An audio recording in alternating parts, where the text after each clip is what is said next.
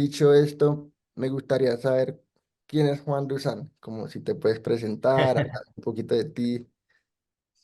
Claro que sí, no, yo soy un compositor para medios aquí en Nueva York, originalmente pues de Colombia, de Medellín. Estudié piano clásico en el AFIT y también pues me interesó mucho el tema de composición de medios cuando estaba en la carrera y decidí continuar mi educación en ese campo. Y bueno, y toda la vida, desde siempre yo no solamente estuve en piano clásico, sino que siempre estuve como dándole a varias cosas, como estilos de rock y grabando en mi computadora, haciendo covers, todo ese tipo de cosas, jugando con sintetizadores, haciendo arreglos, escribiéndolos en Sibelius y todo ese tipo de cosas. O sea que siempre tuve como esa facilidad con la tecnología, que siento que es algo muy importante que hoy en día composiciones de medios deben tener, es facilidad con tecnología para poder utilizar todo eso eh, en la parte audiovisual.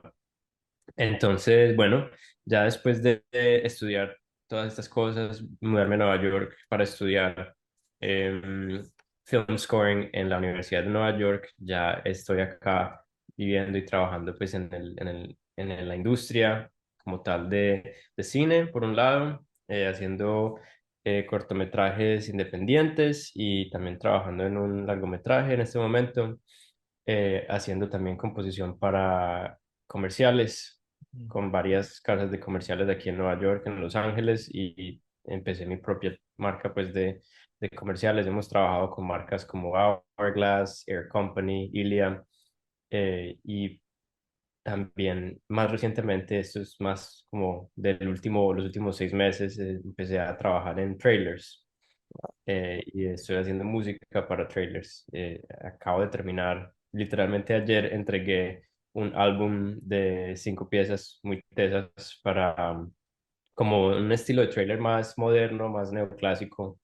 Estuve trabajando en eso con una casa de trailer que se llama Bashful Tiger. Y bueno, y es como otro estilo, otra rama muy diferente de lo que es la música de cine como tal. Todas estas ramas, todo es composición para medios, pero tienen como sus propios estilos, sus propias, no sé, como son mundos muy distintos, a pesar de que son todos parte de este mundo pues de composición de medios. Ujú. Súper. Y mencionabas que estudiaste piano clásico en Medellín, ¿cierto? En Antioquia, en la de AFIT. Y Sí. de pronto si me pudieras hablar un poco más como detalladamente cuál ha sido como tu formación aparte de eso. Dijiste que te mudaste a Nueva York. Como cuál ha sido tu formación en cuanto a la música para cine, de dónde estudiaste. Claro, sí. Yo creo que, pues primero que todo, antes de hablar como de dónde estudié, yo creo que es importante decir que mucho de lo que aprendí, lo aprendí por internet, por YouTube. Por ejemplo, cómo utilizar Logic, eso fue todo yo en mi computador desde que estaba chiquito, pues tratando de grabar lo que fuera que pudiera hacer y utilizar librerías y todo eso. Em, o sea, sí, casi que todo el software que aprendí a utilizar, lo aprendí a utilizar por mi cuenta, por internet. Pero es porque yo siempre he sido muy curioso con la Sí. tecnología, siempre me ha gustado gastarle tiempo, aprender y todo eso. Ya como tal, como la formación ya de film scoring, de música para medios, estudié en la Universidad de Nueva York un máster en ese tiempo se llamaba Scoring for Film and Multimedia y ahora se llama Screen Scoring, que es como una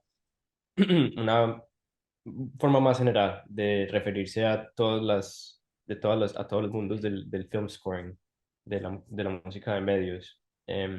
Y aparte de mi formación en NYU, que fue muy chévere, fue un programa de 2 años donde tuve pues entrenamiento en toda la parte de tecnología, composición, grabaciones, cómo hacer grabaciones de los scores en los que estás trabajando. También tuve muchas oportunidades para practicar pues como haciendo música de cine con los estudiantes de cine de la Facultad de Cine de la universidad. Y ahí pues empecé muchas relaciones con directores y cineastas acá en Nueva York que todavía están haciendo proyectos, todavía están trabajando y seguimos en contacto y siempre que tienen un proyecto nuevo pues me llaman y trabajo con ellos. Muchos de ellos ya están en distintos lugares en sus carreras, pues algunos ya están en Hollywood, otros están aquí en Nueva York todavía haciendo cine más independiente, otros se fueron más como hacia el lado de music videos y ese tipo de cosas, pero igual siguen siendo súper tesos. Y adicional a eso, eh, adicional pues a NYU, después de haberme graduado, tuve un intensivo en Hollywood se llama el LAFCI, que es el ah, Los Angeles Film Conducting Intensive. Y fue un intensivo de dirección orquestal, pero también composición, orquestación y preparación de música para sesiones de cine. Mm. Entonces, fue una semana muy tesa donde estuvimos 10 personas eh, practicando, aprendiendo allá en los estudios en Hollywood con varias personas que trabajan en la industria, como el orquestador de John Williams, Bill Ross, que trabajó en Star Wars, Emily Bernstein, que es la hija de Elmer Bernstein, que fue un compositor de cine muy prolífico en los años 70 y 80. Eh, Trabajamos con Booker White, que es la persona que como que es como el director de todas las sesiones de grabación que ocurren en Disney. Y bueno, y Ángel Vélez, que es el fundador del programa y la persona que nos entrenó en dirección todo el tiempo. Y Conrad Pope, que orquestó como 3 películas de Harry Potter y un montón de cosas. Entonces, esa fue como la última oportunidad que tuve de aprendizaje hasta ahora, que fue hace como 3 años. Mm. Ese intensivo lo quiero volver a hacer porque tienen varios intensivos en el verano, tienen otros intensivos que solamente son para personas que ya hayan estado en el intensivo que yo hice. Entonces la idea es poder como regularmente ir y practicar, Mm. continuar con ese aprendizaje, porque siempre que uno va es como uno Claro. aprende cosas nuevas. Sí. Y esos intensivos son como para personas que ya se dedican a la música para medios y tienen como un background atrás, o es pues para principiantes, o sea, es como para todos los niveles o no tanto así. Ese intensivo es más que todo para gente que ya tiene cierto juego, pues como en el mundo de Mm. música para medios, pero aún así, no realmente. O sea, hubo muchos compositores que estuvieron conmigo que no realmente componen para medios, sino que están en el mundo clásico y quieren entrar al mundo de cine. Yo, por mi experiencia, yo nunca había dirigido antes de entrar al intensivo y fue mi primera vez dirigiendo. Entonces, es algo que es muy amigable para las personas que no estén acostumbradas a dirigir, pero lo bueno del intensivo es que también tenía un montón de oportunidades de aprendizaje en las otras ramas, en composición, en orquestación, en Mm. cómo escribir para la orquesta. Y todo es dentro del contexto de la música de cine, que es totalmente distinto a cómo se manejan las sesiones o cómo se maneja un concierto de música clásica, por ejemplo. Em, entonces, sí, o sea, cualquier persona podría entrar y tratar de aplicar y hacerlo, pero definitivamente creo que alguien que esté en el medio de música de cine va a sacarle mucho más provecho Ah. porque va a ser algo muy especializado. Por ahí vi leyendo tu, en tu sitio y como en tu biografía que tuviste la oportunidad de grabar y dirigir a la orquesta de Hollywood. Sí. Sí, ¿Cómo es esa experiencia? ¿Cómo lo viviste tú? Porque digamos, o sea, siento que, no sé, para alguien como yo puede parecer algo muy grande y de pronto enfrentarse a algo así, pues, no sé, generar temor o algún tipo de nervios, no sé, ¿cómo lo claro. viviste tú? Sí, sí, ese fue parte del intensivo, de hecho, fue la última parte.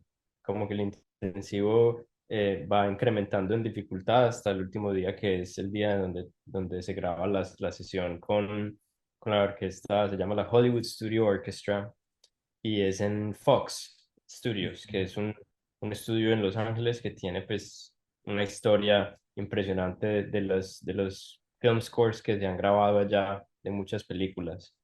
Entonces sí, fue bastante presión, por lo menos para mí, por primera vez estar allá en el podio y grabar con una orquesta de 50 personas. Estábamos en COVID, entonces no era una orquesta muy grande, pero fue bastante asustador. Yo estaba muy nervioso y me puse pues muy, pues, o sea, sí, es mucha presión, pero lo bueno es que todos esos días antes de ese momento hay un entrenamiento tan teso, tan intensivo, que lo pone a uno como en un mindset muy relajado para uno ir, llegar y grabar su pieza. La cosa es que ese momento también es muy, pasa todo muy rápido porque solamente tuve como 15 minutos con la orquesta, eso es todo. Ujú. Entonces, lo que alcance a grabar en 15 minutos, que por lo general son 2 minutos, varias tomas de 2 minutos, y ya, y simplemente es respetar, pues como, o sea, los músicos están ahí para tratar de crear la música que uno hizo en la mejor versión posible y la mejor interpretación posible, pero también están emocionados de estar ahí. Igualmente, por el lado del compositor, por el lado mío, yo estoy muy emocionado y muy agradecido de que los músicos estén ahí para crear la Claro. música que yo hice. Entonces, es como en el momento en el que ya estás ahí y estás dándole, se vuelve algo muy, muy colaborativo entre todas las personas que están en el lugar. No es como no se siente como una presión de egos y de Ah, que este no sabe hacer eso, este no, es totalmente distinto. Es una cosa súper colaborativa y muy amigable, pero definitivamente sí hay mucha presión, pues como por el lado mental, como, claro. estoy Sí. aquí y estoy grabando con esta gente que es tal vez los mejores músicos del mundo en cuestión de música de sesión. Entonces sí, sí es bastante presión que todo esté bien, que toda la música esté impresa muy bien, las notas correctas, ningún error, todo eso. Claro. Pero interesante lo que me dices porque, digamos, de este lado yo me imaginaba pues como que era un ambiente así más como corchador, como de que estaba la gente lista ahí para ver tu error o algo así, ¿no? Como pues uno se imagina ese ambiente de músicos tan tesos y como la élite de la música. eh, pero pues tú me dices que es otro ambiente como muy más amigable. No, sí, en este tipo pues sí, los músicos de sesión están acostumbrados a ciertas cosas, están acostumbrados a que muchas veces hay errores y el punto de las sesiones es poder corregir los errores lo más rápido posible en la sesión. Hay muchas veces que hay cambios que no hay forma de prever esos cambios que pasan en la sesión. Por ejemplo, que esta línea de corno no está funcionando y no está funcionando y a nadie le gusta, entonces nos toca quitarla, nos toca dársela a otro instrumento. O sea, todo ese tipo de cosas es parte de lo que hace una sesión tan entretenida y estresante al mismo tiempo, porque por lo más preparado que vos estés, no hay forma de saber qué va a pasar y si todo va a estar bien, porque siempre hay Claro. algún tipo de cambio, correcciones, en, por lo menos esa es la idea, ¿cierto? Porque a veces los músicos que están ahí tienen mejores ideas que las ideas que uno tuvo en cuestiones de interpretación y a veces las preguntas que tienen no son como para corcharte o para, pues, como para mostrar el error que tienes, sino como para hacer que suene mejor. Ujú. Siempre es como, ese es el logro de todas estas sesiones, la meta de todas las sesiones de grabación. Siento que ese es uno de los diferencias más grandes que yo siento comparando pues como un ensayo de orquesta clásica para un concierto y una sesión de grabación de cine, son ambientes totalmente distintos. Claro, claro. Sí. Ok. Y antes de continuar como con aspectos un poquito más técnicos, te quería preguntar qué es o cómo definirías film scoring, como para ti qué es film scoring. Film scoring es una disciplina para mí que combina un montón de habilidades distintas que son composición, tecnología, comunicación con personas que son músicos, con personas que no son músicos. Film scoring es entender cómo contar historias con música, cómo extender esas historias y ir un poquito más allá de lo que tú ves en un nivel pues muy básico, sino ir un poquito más allá, razones metafísicas, filosóficas, contexto, metáforas, todo esto, eso es film scoring para mí.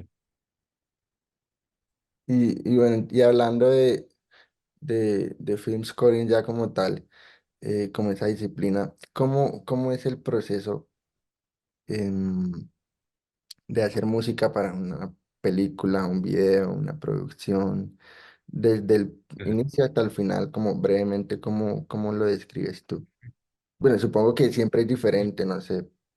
Sí, siempre hay diferencias, pero te cuento más o menos el proceso como tal es, todo empieza por tener una conversación con el director o la persona que es la persona que está creando el proyecto. Y la conversación generalmente es para ver si hay química, interés y si hay como, o sea, si se coincide con la persona, o sea, si vos entendés la historia, si entendés los personajes y todo esto. Después de eso comienza un proceso de experimentación en el cual el compositor coge toda esa información que aprendió de la película, ya sea como del script, o de verla, pues, si se puede ver en algún momento, y coger toda esa información y empezar a experimentar con leitmotivs, suites, temas, pues, en general, como temática para la música, instrumentos, y crear este mundo sonoro que sea o que sea totalmente como ligado a la película y a la historia. Después de eso, hay como o más bien durante ese proceso, hay algo que se llama el spotting session. El spotting session es una reunión en la cual te sientas con la producción y miran la película, eh, y determinan qué puntos de la película tienen música.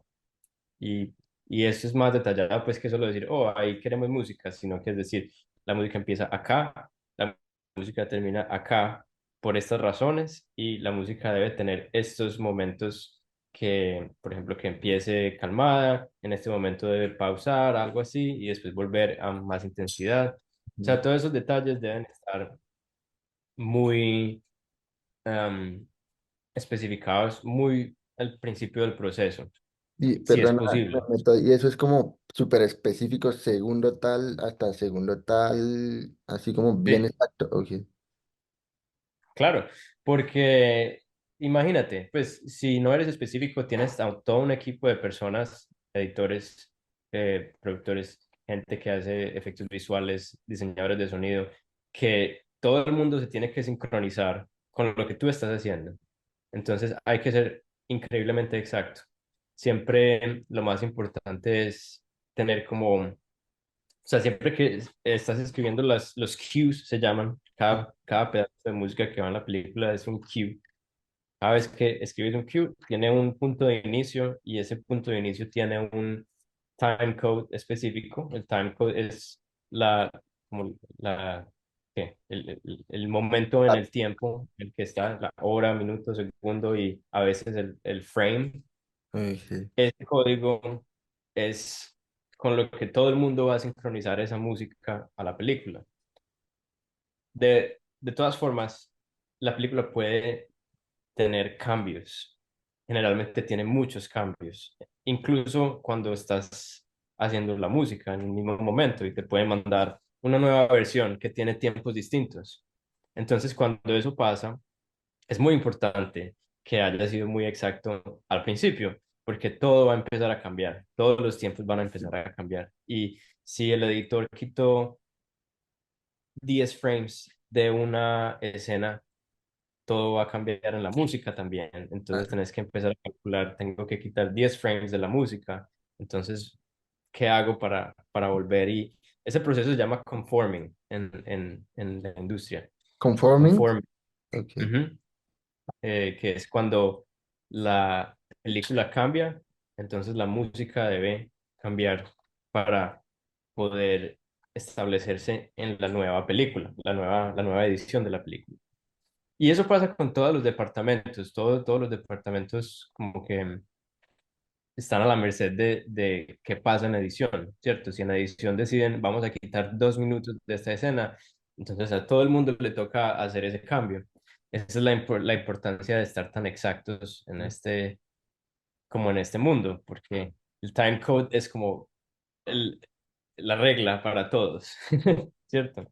Ajá. De todas formas, el time code es también muy importante en el momento en el que tú terminas la película y se entrega, porque cuando está todo listo, ya le entregaste todo, hay un proceso que, y podemos hablar más de esto después, pero me estoy saltando varios puntos, pero Ujú. cuando se entrega la película, tú mandas algo que se llama un cue sheet. Un cue sheet es un documento que tiene listado cada una de las cues, composiciones de la película, con la información de los compositores o el compositor, la compositora, y con su porcentaje de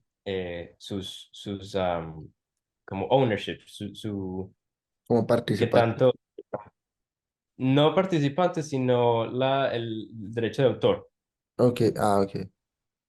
De autor, ¿cierto? Entonces, por ejemplo, si, es una película en la que estás dando la mitad de tus derechos de autor, o aquí se llama pues el publishing, entonces sería un 50% con mi nombre, 50% con el nombre del estudio. Si Mm. hay más de un compositor, ya habría otro tipo de distribución distinta dependiendo de ese arreglo.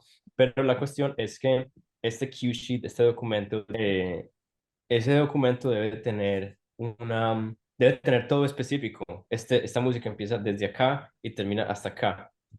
Y si hay música que no la compusiste, sino que es música como una canción que se Mm. usó o alguien que está tarareando una canción que ya existe, también Ujú. debe estar ahí con tiempos.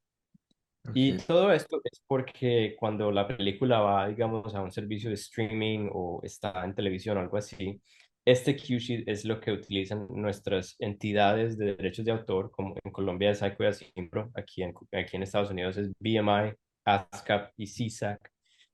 Ellos utilizan esta información para pagar a los compositores y a los publishers regalías. Entonces, bueno, después del spotting session pues y tener como toda esta lista de cues, es el momento de empezar a componer, empezar a hacer los cues de toda la película y la composición pues puede tomar bastante tiempo dependiendo de qué tan largo sea. Este periodo es muy importante porque es cuando vos estableces como el ritmo de la película y estableces dónde van los leitmotivs de cada personaje o de los lugares que estás introduciendo y todo esto. Em, en ese momento, pues también puede haber momentos para revisiones. Te pueden mandar notas que tenés que corregir, cues, que este cue no está funcionando, entonces lo tenés que volver a hacer, que esto lo tenemos que extender aquí, o que qué tal si paras aquí y vuelves a empezar. O sea, un montón puede haber miles de cambios. Y por eso es que también en composición, por lo general, de medios, tú no trabajas solo, sino que trabajas con un equipo de personas que te colaboran, asistentes, personas, music editors, que ven estas notas y te pueden ayudar a hacerlas más rápido después de que la música esté compuesta. Ujú. Eh, Después de eso, cuando la música esté aprobada, todo se aprueba, ya en ese momento se puede empezar a preparar para grabación. Si eso es, si hay presupuesto para una grabación, entonces esa es la idea. Para preparar la música, entonces generalmente pues llamas a un orquestador o lo haces vos mismo si tenés la habilidad y transfieres toda esa información a la página, como se vería pues en un score y cómo se va a grabar. No siempre es grabación orquestal, a veces la grabación es un instrumento, a veces la grabación es un cuarteto de cuerdas o lo que sea, ¿cierto? Ujú, No generalmente tiene que ser siempre orquesta, pero vamos por el ejemplo de orquesta como para tener como más general lo que ujú, pasa. Entonces, ya cuando tienes todo para la grabación, vas y grabas al estudio. A veces hay más de una grabación, hay proyectos que necesitan muchas grabaciones porque incluido después de grabar hay cambios y después de los cambios hay que volver a grabar los cambios. Entonces, todo depende. Eso generalmente pasa a un nivel más alto cuando estamos hablando de producciones en Disney y películas pues con estudios. ujú, Em, pero ya después de haber grabado y tener todo listo, se pasa a la fase de mezclar la música. La música generalmente la puedes mezclar tú, la puedes mezclar un mixer ujú, y al final pues se entrega, se hacen cualquier tipo de cambios en ese momento que haya que hacer y se entrega aprobada al dub. El ok, dub es como la última parte de cómo se hace una película.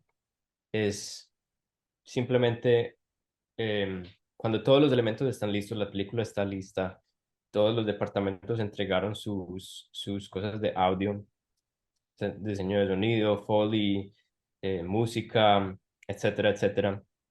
Todo va a un dub, que es un teatro prácticamente con una consola grande y un ingeniero que va a mezclar el audio de toda la película, todos los audios que hayan, efectos, o sea, todo, ujú, diálogo, sonido, y por lo general los compositores no van a los dubs, porque en ese momento pues ya realmente no hay mucho más que tú puedas hacer como compositor en ese momento, porque simplemente se está mezclando la película. ujú. Pero a veces los compositores vamos a los dubs para tratar de que no bajen el volumen de la música mucho, Ok. porque a veces le bajan mucho y no se escucha. Ujú, Entonces, sí, el dub es la última parte. El dub generalmente, cuando tú entregas la música para un dub, tú entregas stems, así. ujú, Los stems son como los elementos individuales de cada cue, de cada composición. Por ejemplo, si estamos hablando de orquesta, un stem es los vientos, los metales, las cuerdas, efectos especiales o cualquier cosa pues adicional, sintetizadores, percusión y lo que sea que quieras adicionar, se entrega todo en stems. Y esto es para que si en el dub hay alguna pregunta del director como, ay, ¿qué es este sonido aquí de la música que está muy fuerte? Podemos bajarle solamente a ese elemento sin perder como la fuerza de toda la música. Entonces, da un poquito de flexibilidad, pero al mismo tiempo, en muchos casos, puede dar demasiada flexibilidad. Al punto de que en ese momento tu música puede cambiar, pueden cortar pedazos, pueden separar cues, pueden decir aquí vamos a cortar esto acá, vamos a pasarlo acá, y tienen todo el derecho de hacer eso. Generalmente, cuando son producciones con estudios y eso, los estudios son los que tienen el copyright de la música.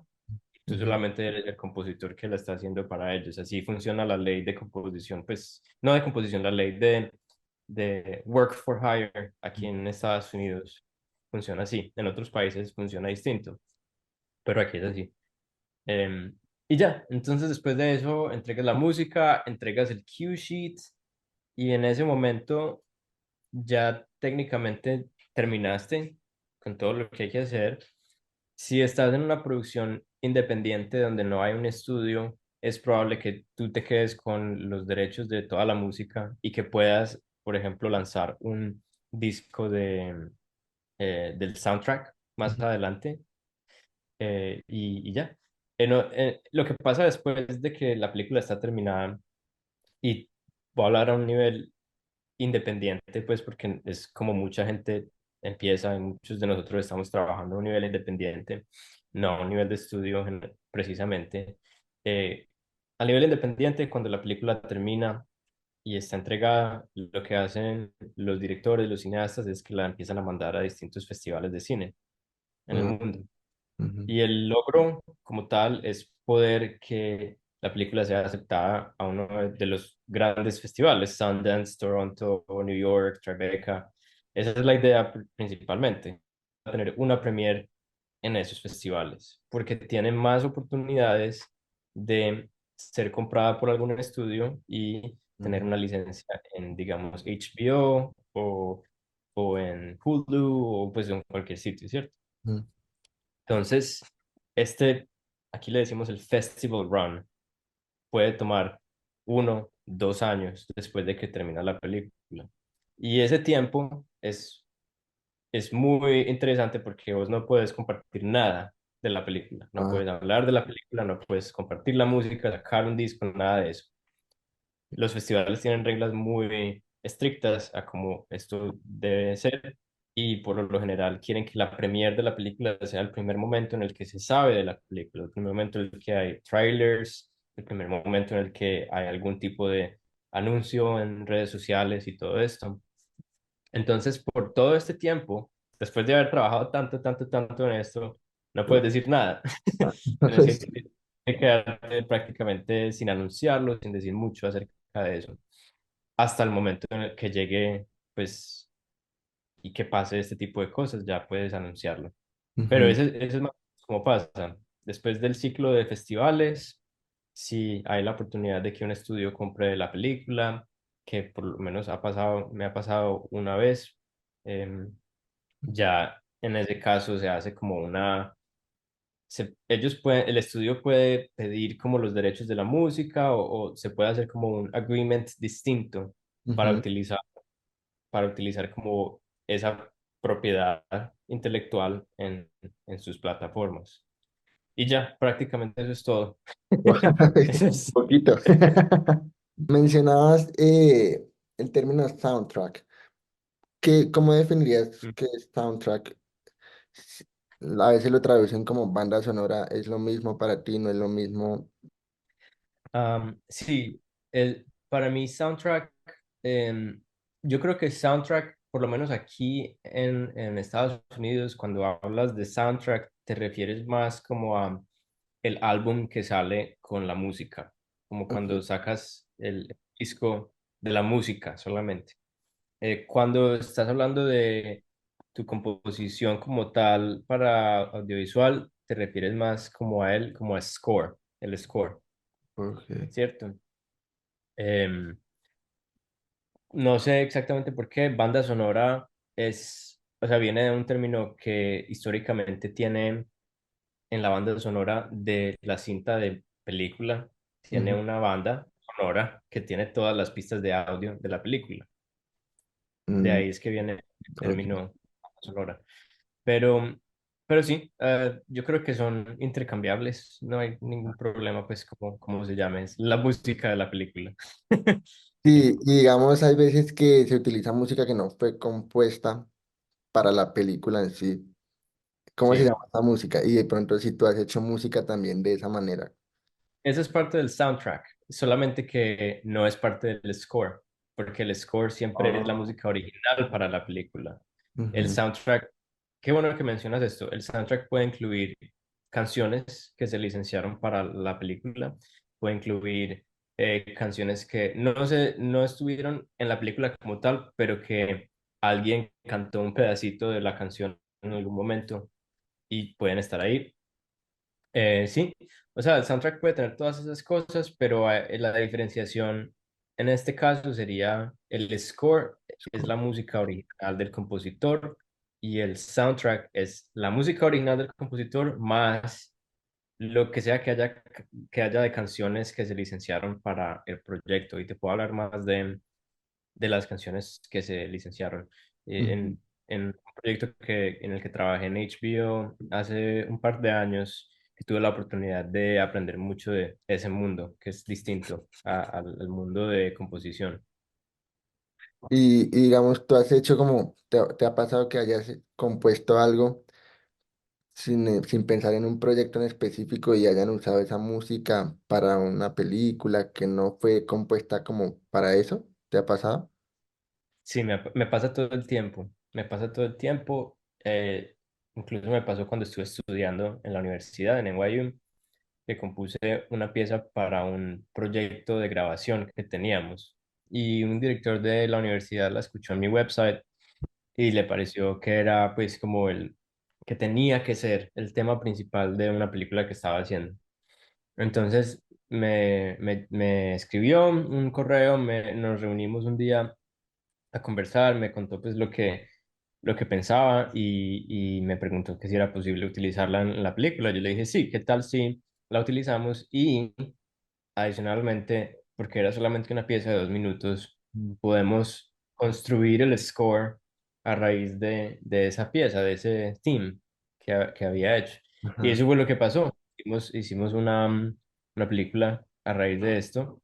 Él ya tenía la película hecha, pero la música era perfecta para la película y ya Ah, yo como que expandí ajá. en los motivos y en todo esto para terminar pues de hacer la película bien. Y fue una de los mejores, mis favoritos scores que he Ah. hecho. Fue súper, ¿Se súper puede saber chévere. cuál es? Sí, se llama Red Veil. Hicimos la grabación de la pieza en Praga. En, ellos tienen en Praga, pues hay muchas orquestas de cine, en Budapest también y en Croacia. Wow. O sea que, digamos que con base en lo que me dices, tú consideras que es muy efectivo componer música, así no sea como para un proyecto, pero tener de pronto como varias composiciones Tener ahí. un repertorio, Ujú. sí. Ok. Sí, sí, por lo general sí es bueno, pero hay que también tener ese repertorio y poderlo mostrar a la gente indicada, ¿cierto? No solamente tenerlo, componerlo y tenerlo ahí, pero poder tener a quien mostrarlo, Ujú. ¿cierto? Ok. Mandárselo a directores, mandárselo a music supervisors, gente que pueda escuchar y decir como, ah, esto sería súper para esto, esto sería súper para esto. Ujú. Y digamos, esa música, me imagino que antes de mostrarla, tú la registras como en derechos y todo, antes de que... Ok. Claro que sí. O sea, simplemente, obviamente, el registro, aquí cómo funciona es que automáticamente cuando tú haces algo que tenga pues propiedad intelectual, Ujú. es técnicamente tuyo, Sí. ¿cierto? Uno puede ir un paso más allá y obviamente hacer un registro oficial de la música, de la propiedad intelectual, con la Cámara de Comercio, creo que es, pues, con el gobierno. Ujú. Te mandan un documento que tiene pues como este está registrado a nombre de y tienes como una prueba más oficial de todo. Pero realmente hasta el momento que que la música como que digamos que hay alguien que la quiera licenciar para un corto, para un comercial, para algo, hasta ese momento técnicamente no hay que registrarla con la Sociedad de Derechos de Autor, Ok. porque la Sociedad de Derechos de Autor lo que hace es que recogen regalías de cuando la música está en proyectos como esos, ¿cierto? Pero si la música está simplemente en tu website, en tu computador, realmente no hay mucho que se pueda hacer con eso. O sea que, digamos, con la sola propiedad intelectual ya basta para poder mostrar esa música y, ok, ponerla como, Sí, ok. ujú, exacto. Mm, Ahora me gustaría saber de pronto cómo es tu proceso ya en la parte creativa, en la parte de la composición, a qué elementos recurres. También mencionabas que pues estudiaste piano clásico. Me gustaría saber también qué papel juega como en a nivel de composición, que tú seas pianista, que el piano sea tu instrumento principal. em, Ujú. Sí, am, es, es, es a la vez como muy bueno, pero a la vez puede ser muy malo tener el piano como mi instrumento principal porque el piano hoy en día, en la música de cine hoy en día, se ha utilizado tanto, tanto, tanto, tanto, que ya suena muy a cliché cuando se usa el piano como tal. Mm, Entonces, cuando uso piano, trato de usarlo de una forma que sea nueva, diferente, que sea un poquito más creativa que solamente el sonido del piano, ujú, sino que lo proceso con efectos o uso algo que sea como un piano eléctrico, no piano real, para que no sea como muy cliché. El piano se ha vuelto como una herramienta emocional muy manipulativa ajá. en los scores. Y siempre que empieza el piano es porque va a haber algo muy triste Sí. o algo así.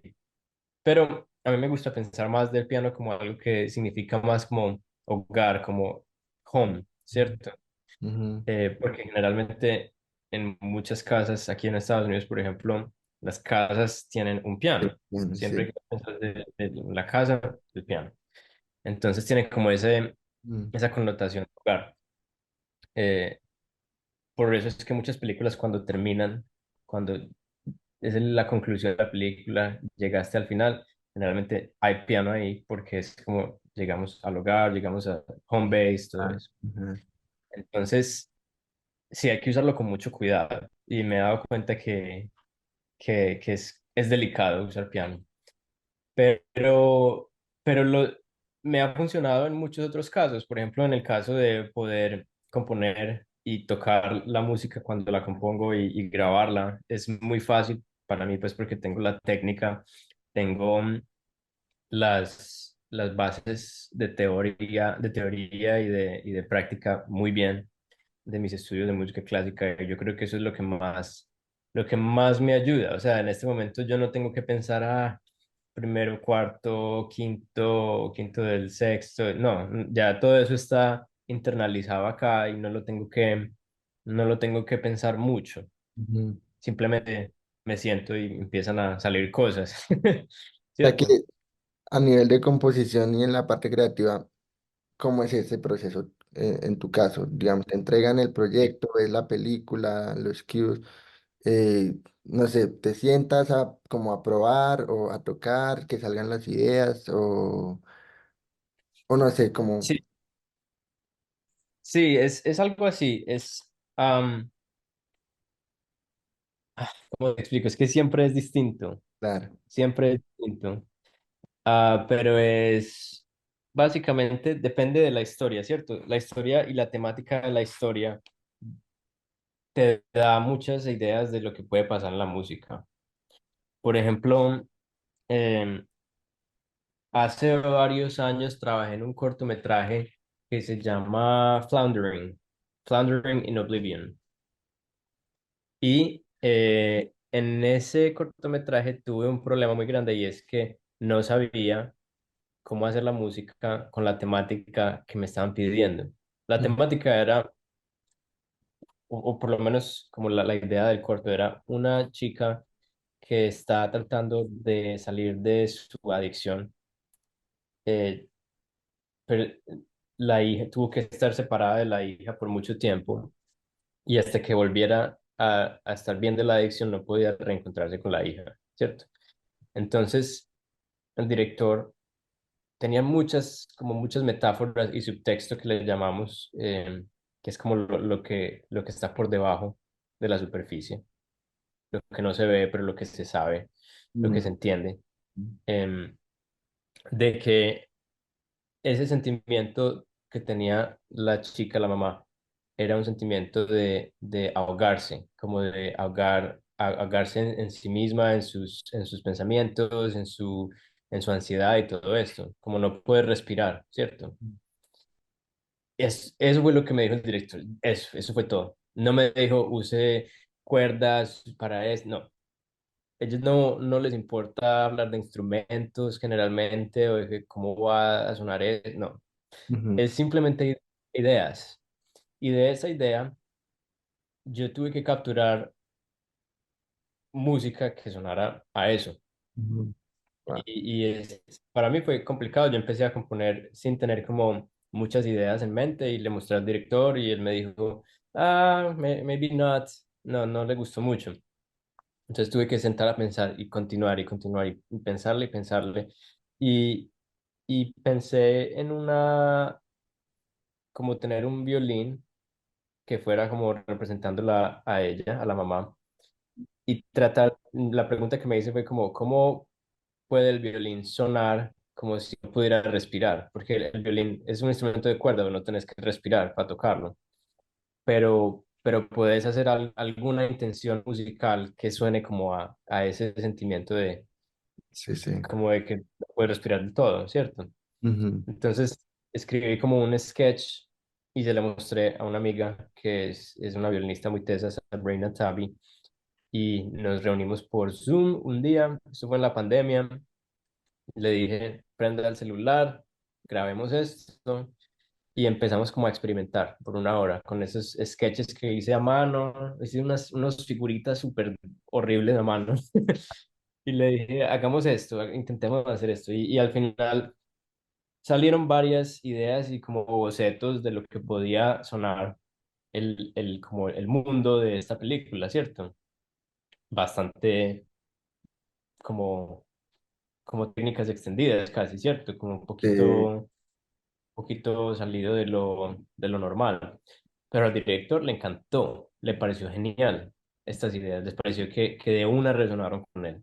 Ujú. Entonces yo seguí explorando y a raíz de esta exploración me empezaron a surgir más ideas. Por ejemplo, uy, ¿qué tal si hay una cantante, pero que no cante, sino que simplemente respire, haga sonidos de respiración? Y al final, spoiler, cuando por el final que ya se encuentra la mamá con la hija, finalmente, en ese momento es el único momento de la película en el que escuchas a la cantante cantar, Ok. porque ya no Ah, ya, ujú. ya puede respirar, ya puede salir la voz de la cantante. Entonces, eso lo empezamos a armar de a poquitos, empezamos a construir el rompecabezas que fue pues ese score y al final terminamos con un proyecto muy teso, muy bueno que afortunadamente incluso fue nominado a un premio en Alemania que se llama el Pierre Rabin Music Award en un festival de cine y fue una experiencia muy chévere, fue un reto muy grande como entender ese concepto de cómo hacemos esto, pero al final el resultado fue lo más satisfactorio para todos, yo creo. Wow. Y digamos, en ese proceso de composición, cuando tienes que hacer, no sé, música triste o música feliz, que a veces son como términos tan subjetivos, y cómo haces para que la música suene a triste o a feliz, o por lo general que cuando uno trabaja con gente que no es músico, ellos tienen como términos muy distintos, que son como muy subjetivos. ¿A qué Sí, elementos recurres, no sé, en la armonía o en el ritmo, en la orquestación, en el formato? ¿Hay algo en específico o no como tal? O por ejemplo, esos clichés de que un modo menor o una escala menor, un modo eólico sirve para algo triste, o no sé, el lidio es para lo épico. ¿Esto para ti es cierto? sí, ¿No tanto acudes a eso? ¿Es distinto? depende, siempre depende, porque históricamente, si hablamos de hace 50 años, 40 años, eh, estamos hablando de códigos de cine, de música de cine. Ujú, Todos los códigos se cumplen. Por ejemplo, cuando estás, hay una película que tiene una escena de magia, usas arpa en modo lidio y es magia. ujú, Hoy en día, no, no se puede, porque ya es un cliché. ajá, Ya todo, casi que todo lo que se usaba cuando John Williams estaba haciendo Star Wars, cuando Elmer Bernstein estaba haciendo sus películas, casi todos esos recursos, esas herramientas y códigos contextuales y culturales hoy en día suenan muy cliché y ujú. fuera de todo, como que hacen que se sienta más barata la película, Mm, ¿sí? ok. Un poco barata. Entonces, hay que ser un poco cuidadoso con el estilo y las herramientas que se usan. Yo, por lo general, no trato de pensar cuando estoy en modo cine. Cuando estoy en modo advertising, comerciales y eso, súper feliz, triste, anxious, whatever. Puede Ok. hacer eso. Es muy sencillo, es como que no tiene nada más de ahí. Cuando estoy en modo cine, no pueden ser emociones tan básicas. Tiene que ser una emoción compleja, una descripción compleja de lo que está pasando. Porque a veces en cine lo que pasa es que con la música estás capturando la emoción que ves en la pantalla, ¿cierto? Pero en la pantalla ya estás viendo esa emoción. Entonces la música realmente no te está dando nada adicional a lo que ya sabes. Y la música en film scoring te tiene que dar más de lo que ya sabes que está pasando, siempre. Entonces ahí es cuando es chévere empezar a jugar con cosas como los contrastes y la dualidad de la música. ¿Qué pasa cuando la música es súper feliz, pero en la pantalla estás viendo algo súper... Ok. O sea, en tu mente empieza como, ¿qué está pasando? Empieza a preguntarle algo más a la audiencia, a pedirle que piense un poquito más allá de lo que está pensando. Creo que ese es como la idea hoy en día más del scoring, más que tener como, este momento es muy triste, entonces vamos a música triste, Ujú. sino que es como pensar un poquito más allá qué está pasando. Obviamente vos ves un blockbuster, algo comercial como súper, súper teso, pues digamos Godzilla versus Kong, y obviamente tenés que tener el chase y los momentos súper épicos, y cuando alguien se muere, obviamente algo súper triste, pero esto es simplemente porque es algo muy comercial, obviamente es un estudio también que tiene mucha dirección creativa a lo que tiene que pasar, pero en el cine un poquito más sofisticado, como independiente o cine de A24, vas a ver que los compositores usan mucho estas técnicas de presentar un tema y el tema no es una emoción como tal, sino que es una serie de emociones complejas. Te puede dar como una sensación de una situación muy compleja. Y ese tema tú lo puedes poner casi que en cualquier parte de la película y funciona Ujú. porque tiene este lenguaje tan complejo de emociones, ¿cierto? Ujú. Ese es como, yo creo que ese es como el logro que todos creemos en música de cine, más que diferenciar como, esta música entonces es feliz, entonces tiene que estar en mayor. No, Ok. tal vez no. Puede ser algo muy neutral también. ¿Qué tal si la música son quintas y ya, y simplemente hay armónicos que están ayudando a las quintas? Ahí ya hay como una neutralidad en la música muy tesa, porque cuando la música es neutral y la pantalla te está mostrando algo, la audiencia tiene que responder Oh, preguntas ok. de qué está pasando. Ajá. Entonces, siempre ese es como el logro siempre con todo esto. Siempre tenés que pensar un poquito más allá, no ser muy obvio con lo que pasa en la película, sino cómo puedo mostrar esta emoción sin mostrarla. Como Ujú. los actores, que si vos estás Sí. viendo un actor y el actor es una escena triste, se murió alguien, está llorando, pues es probable que el actor sí como que sobreactúa la tristeza, empieza a llorar y es súper dramático, no funciona. Pero el actor que trata de retener esa emoción y solamente mostrar un poquito va súper teso. Ese generalmente es el que funciona. Lo Ujú. mismo con la música. Igual, si tenés música que está tratando de sobreactuar lo que está pasando, no funciona. En el contrario, si está mostrando un poquitico de emoción, mejor. Súper interesante.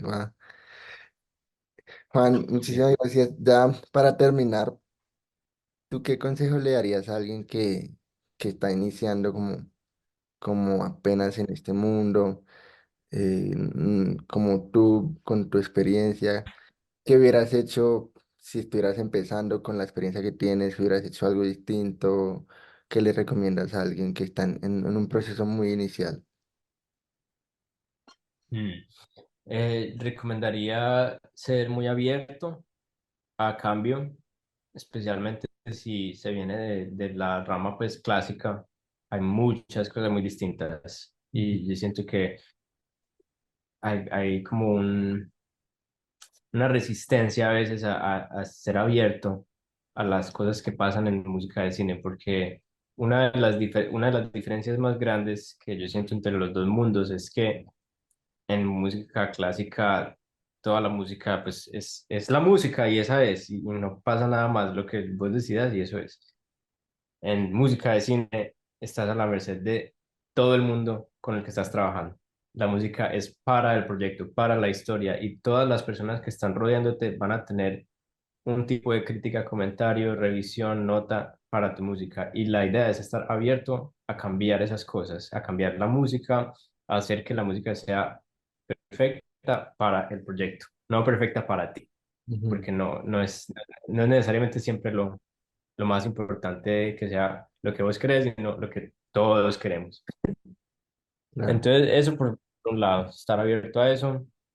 Segundo, estar curioso, ser muy curioso, aprender de varias ramas artísticas, no solamente de música, pero aprender de ramas artísticas como de cine. Si querés ser un músico de cine, músico para cine, tenés que ver películas, tenés que ver series, tenés que entender estas series y películas a un nivel muy, muy detallado. ¿Qué está pasando a nivel de historia? Cómo está la música interactuando con los personajes, con los lugares, con la iluminación, con el diálogo?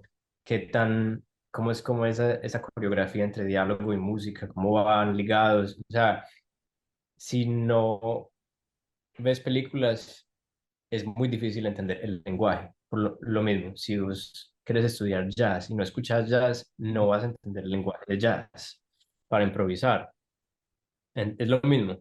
Entonces, por ese lado, aprender de otras disciplinas, aprender de arte, aprender de historia, aprender de varias cosas que sean interesantes que te pueden dar muchas ideas musicales, ¿cierto? Y ya por último es continuar, continuar como aprendiendo y desarrollando como tus habilidades de compositor, siempre tratando de componer cada día un poquito. Si no tenés proyectos, componer un poquito. Si tienes un proyecto, pues componer bastante. Y al mismo tiempo que estás haciendo eso, tener, tener muy claro que es una industria en la que muchos de los proyectos que vas a tener van a salir de conexiones que hagas. Mm. Nadie va a llegar de un momento a otro y decir, aquí está un HBO, aquí está un Disney, aquí está esto para que lo hagas. No, no es así de fácil. Requiere mucho trabajo en cuestión de no solamente tener tus habilidades muy tesas, estar siempre preparado para el momento en el que llegue la oportunidad, pero también crear la oportunidad a raíz a través de conexiones, de amigos, de cineastas con los que hayas trabajado antes, y eso requiere también otro tipo de habilidades que son muy distintas a las de composición. Es como yo lo llamo como ser extrovertido e introvertido al mismo tiempo, porque cuando estás en composición, tenés que estar introvertido, vos solito, pum, extrovertido para poder expandirte y empezar a hablar con diferentes personas que pueden estar en la industria interesadas en trabajar contigo. Entonces esas dos cosas son súper importantes. Esas tres cosas son súper importantes para mí, yo creo, para alguien que esté empezando. Súper, súper, Juan, muchísimas gracias. Pues, perdóname que se fue un poquito el tiempo, pero bueno, quería aprovechar mucho como lo que tú me pudieras aportar y para mí es muy valioso todo lo que me pudiste compartir. Yo sé que esto pues va a enriquecer mucho mi proyecto y no solo mi proyecto, sino mi carrera. Pues apenas estoy empezando, pero pues siempre estaré agradecido por esta oportunidad de conversar y yo sé que esto me va a ayudar mucho, entonces... Pues muchísimas gracias, desearte los mejores de los éxitos en tu carrera. Pues desde aquí seguiré siguiendo tu carrera, lo que haces. Como te dije, me gusta mucho Gracias. tu contenido. Listo, muchísimas gracias de nuevo. Aprecio mucho esto y bueno, si algo nos veremos en una próxima. Dale pues, John, gracias. Listo, muchísimas gracias. Vale, Buen día. chaito.